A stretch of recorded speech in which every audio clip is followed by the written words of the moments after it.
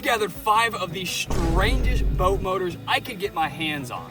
And each motor is gonna get progressively more weird. And yes, this does come into play later in today's video. And first up is the most normal motor that we are going to test today, and that is the world's cheapest trolling motor. And we actually made a dedicated video unboxing, testing, and putting this motor through the ringer on this channel. So we'll go over it briefly, but yeah, this thing is really interesting. And you might be thinking to yourself, Grayson, how is this trolling motor a weird outboard? Well, I'll show you because it has some interesting quirks and features. For one, it's actually surprisingly expensive at $100, but it actually only has 2 separate buttons. You have high, you have low, you have forward, you have reverse. That's pretty much it. You might be thinking, Grayson, where the heck is the tiller handle? Well, if you give it a little tug, it'll be happy to see you and pop out your tiller handle. Now, this thing doesn't actually turn left or right. It's just for steering, but that's pretty much the entire function of the trolling motor. And when you go into reverse, it makes really weird sounds. I don't know why.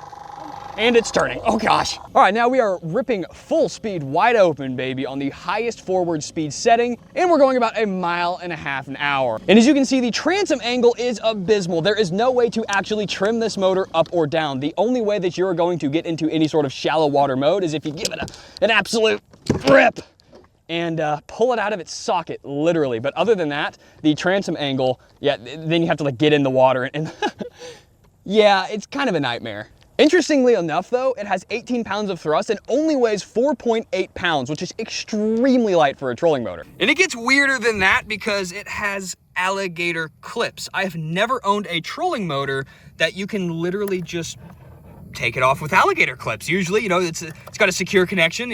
You tighten the terminals all the way down, but yeah, not this guy. But with a price tag of $100, I cannot recommend this one. It is so flimsy, so cheap, it's so slow. It is pretty lightweight, but really only usable for really small canoes with custom-built vertical transoms. All right, let's trim it up one more time. And if you forget to put it back in its socket and you want to go in reverse, this happens.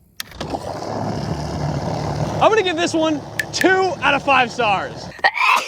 Number 4 on the list is still semi-normal, but it is a glorified rudder that is a 1.5 horsepower electric outboard equivalent. This is the Epropulsion E-Lite, and what makes it even cooler is that this whole thing only weighs about 14 pounds. It has a quick release transom bracket, which is already on the boat, so all I have to do is drop it in, it's good to go. It has a movable tiller handle, so that way you can actually carry it around since it is so light. It has an LCD display, which would be really hard to see in the sun, but it shows you your current watt draw and your battery percentage remaining. Yeah, this thing's pretty weird. This motor gives us a max speed of about 4 miles an hour, and it's in the shape of a rudder, so it keeps your boat tracking completely straight. The only downside to this otherwise really awesome portable lightweight motor is that the fact that you can only run it wide open for 40 minutes. Look at this goofball. It is the weirdest shape ever. Step up from a trolling motor, step down from the other electric outboards, but the fact that it's the shape of a rudder just makes it super interesting, and it also has a hidden feature. So I think if you double tap the power button, yeah, it turns it into sport mode,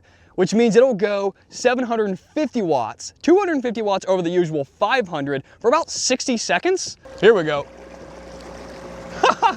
Oh my gosh. This will get you just under 5 miles an hour in this boat, but it only does it for a second, then the battery starts overheating and it shuts off. But other than that, daggone, we're scooting. And you know, I'm gonna have to give this 3 out of 5 stars. It would be a super awesome, lightweight, easy to carry option if it ran longer than 40 minutes and it doesn't have the option for an external battery, but you can charge it with solar. We love the outdoors and everything that comes with it, but what happens on your property when you're not looking? Well, XEGA solves that problem with their XG11. It's a 4G solar-powered trail cam that can double as a security camera. You get the camouflage XEGA XG11 trail cam, multiple mounting points, solar panel for 24/7 wireless power, and of course a charging cable, and all the hardware you need to mount it. The XEGA XG11 trail cam has a no-glow 940 nm night vision, which basically means animals won't see any red lights and get spooked. It also has a 4G pre-activated SIM card for hassle-free setup. You just power it on and go. No Wi-Fi needed.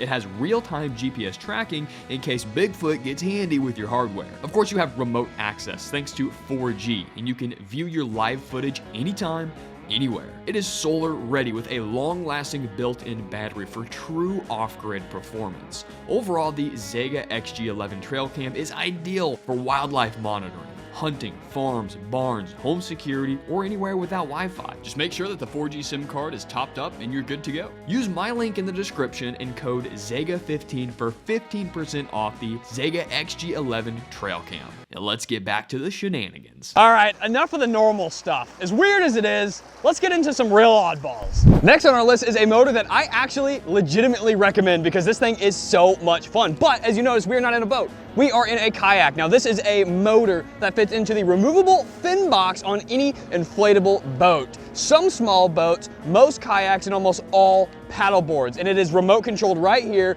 We can go left, we can go right, and overall, this thing is an absolute blast. I get a top speed of 4 miles an hour, which is significantly faster than any kayak trolling motor. 22 pounds of thrust. The motor weighs only 2 pounds. Won't be the best option for major rivers and a lot of swift tides, but for lakes just like this is an absolute humdinger of a product.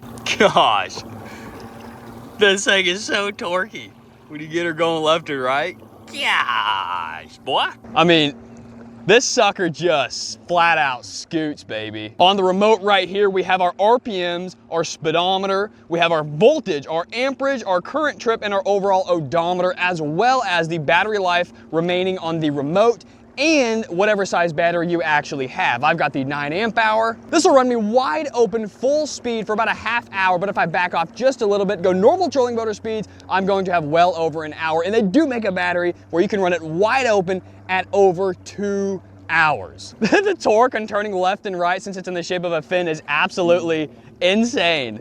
This sucker's cooking, baby. Gosh, this is awesome. This thing works just so well. I can't believe how well it can turn. I mean, this blows any trolling motor out of the water. Oh, I think we swallowed a leaf. And at a price tag of only $399 with cheap battery options, this is easily a top tier choice. I gotta give this thing a solid 4 out of 5 stars. It is really, really good. Now let's jump into our next motor, which is a little bit weirder. Next up is a really weird motor that I'm seriously not looking forward to using, and that is the old hand crank, baby. $80 straight from Temu. Now we also did a video dedicated to this motor on this channel. We used it one time and it is rusted. This thing is in rough shape, and yeah.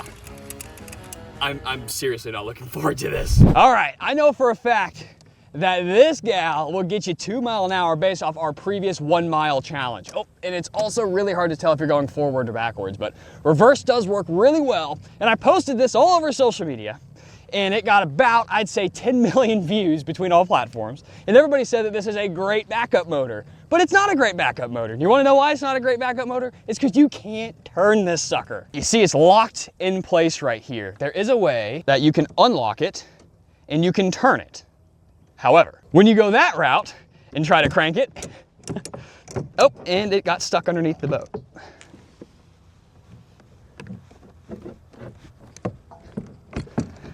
Yeah, it just doesn't work. You can't possibly turn it and crank at the same time. It just doesn't work. So yeah, that's why I gotta give this thing a 1 out of 5 stars. Is this the weirdest motor we're gonna use today, or is it the hand crank? This is the weirdest. That's the weirdest. And for the #1 weirdest motor that we are going to be using today is the old drill. Now this also cost me $75 on Amazon, and by far it was the cheapest option. You could spend $200 on this setup, and the $75 is only the shaft in the pool noodle with the prop. That does not include the cheapest drill that I could possibly find for $22 on Amazon. So you're over $100 in with this package right here. I've never used it. Let's test it out. It's so wobbly. We are moving.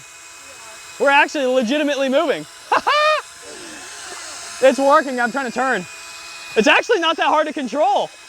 No way. You can turn left, you can turn right, you can control it with one hand, and it's really not that hard on the hand. I'm kind of impressed with it, really. Still doesn't make any sense for $75, and it's so loud. Let's go! We're scooting, baby.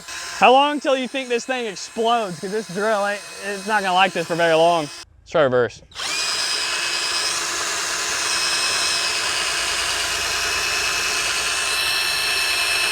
Okay, we don't even move in reverse. This drill's getting hot though, I'll tell you what. It's getting hot in my hand. This might spontaneously combust. Okay, well the reverse doesn't work very well, so we're gonna hit it with that. Oh, look how fast it turns us. Oh! The only issue with this being a backup motor is you have to keep a fully charged drill on board at all times, and it has to be water resistant, ideally waterproof. So it is a decent emergency drill, but let's do a speed test.